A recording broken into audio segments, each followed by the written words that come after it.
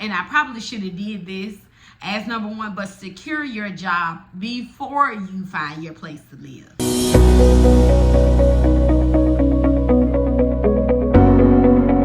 Hey loves, welcome to my YouTube channel. If you're thinking about relocating to a new state, you're by yourself, you're a parent, and you don't know where to start, you don't know what to do, I'm going to give you 3 tips to help you relocate seamlessly, and hopefully that'll give you some encouragement to finally take that step of faith and get the job done. Stay tuned. First tip, if you're thinking about relocating to a new state, make sure you do your research. There are gangs, there are some neighborhoods that you don't even want to drive through in some of these states.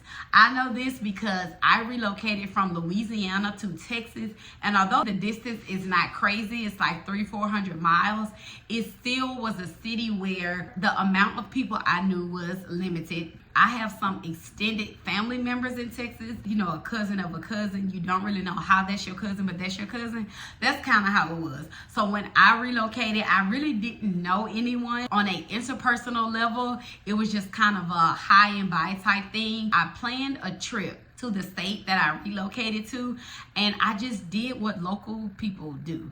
I went on Instagram and Facebook and I found local events. I also drove around to visit apartment complexes. You need to make sure that you book some tours of apartments, or if you want to actually buy a home in the area, although I would not recommend buying a home before you visit the location, because things can look one way online, but baby, you need to be there so that you can get the feel, get the vibe, make sure that's where you're supposed to be, and make sure that you're comfortable there, especially if you're a parent. You need to look into the schools in the area. You need to look into the extracurricular activities at the school or outside of the school. Research, research, research. Make sure you are doing your research. There's an apartment app. I don't have any affiliation with them. If you are looking for an apartment, this app actually helped me find one of my apartments. You can filter it to amount of bedrooms. If you want to be around shopping centers, it's extremely helpful. Tip number 2, if you are thinking about relocating to a new state, find a job. Y'all will be surprised how many people will literally relocate to a new state and then say, oh, I'll find work when I get there.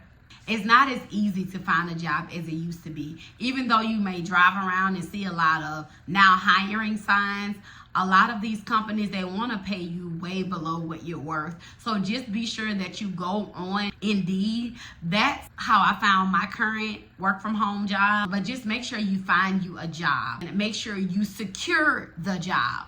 Because if you're moving to a big state like Texas, you could literally live on one side of the town and your job could be like an hour or 2 away with traffic and everything. And I probably should have did this as number one, but secure your job before you find your place to live. That's going to be the best advice I can give you. If you're moving to a small town, it may not be that much of a hassle, but with big cities like Dallas, Houston, LA, ATL, you need to make sure that you live within convenient distance from your job, that your commute is not heavy. These big cities, most of them are overpopulated and the traffic is ridiculous. And it's not only the morning and the afternoon traffic. Baby, in cities like Houston, it's busy all day. You can run into traffic any time of the day. So again, make sure you have a job.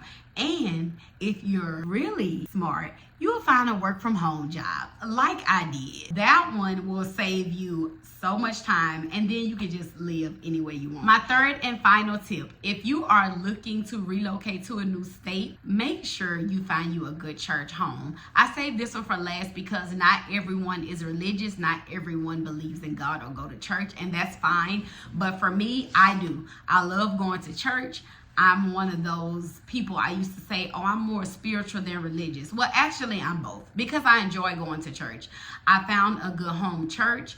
I got involved in the church. When I first started going to the church, I just joined and then I never was really involved. I pay my tithes faithfully. That's something that I do. I believe in giving my 10% back. Side note, for those of you who don't believe in tithing, I do it simply because I know that my church does outreach programs. They do community events. I actually see where they spend the money that people tithe with. So for me, it's not hard to tithe. I always believed in giving God my 10% just to say, hey, thank you for allowing me to have this income, a well-functioning body, mind, spirit, to go to work and earn this money. Let me give you 10% back. And it took me going to 4 or 5 churches before I found one that fits me, how I like to receive my message and hear God's word. Don't rush it. Don't stay at the first church you find if you don't feel comfortable there, because I promise you, there are so many churches, especially in these major cities. I've been going to the church for 4 years, right?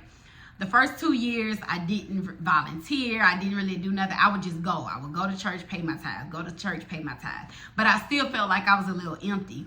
And so the 3rd year, our pastor had a huge sermon on volunteering at the church. They made it so big, and I feel like that was God telling me, hey, you've been asking, you want to be involved, you love to volunteer at like food banks and volunteer your time. Okay, let's see if you want to volunteer in my ministry. I'm on a greeting team at my church and I love it. My adult interaction is limited. Going to church, it just helps you feel like you belong. You're a part of a community. When you're around like-minded people, you feel different, you feel better. Your purpose is shown a little more. Sometimes you build relationships outside of the church. It's a positive way to have like-minded people around you, and especially for someone, if you're trying to grow and evolve, if you did things in your past that you can't forgive yourself for, find you a good church. This is not to say that you should just trust everybody just because they're going to church, because they have sinners at church too. Spirits are everywhere. Be wise enough to decipher between the good spirits and the bad spirits. And you see people trying to take you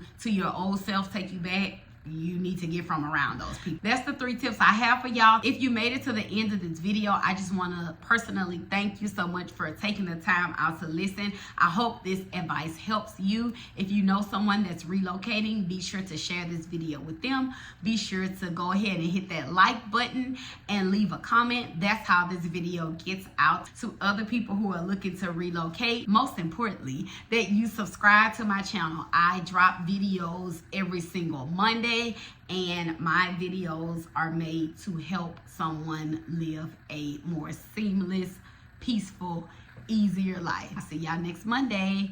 Bye.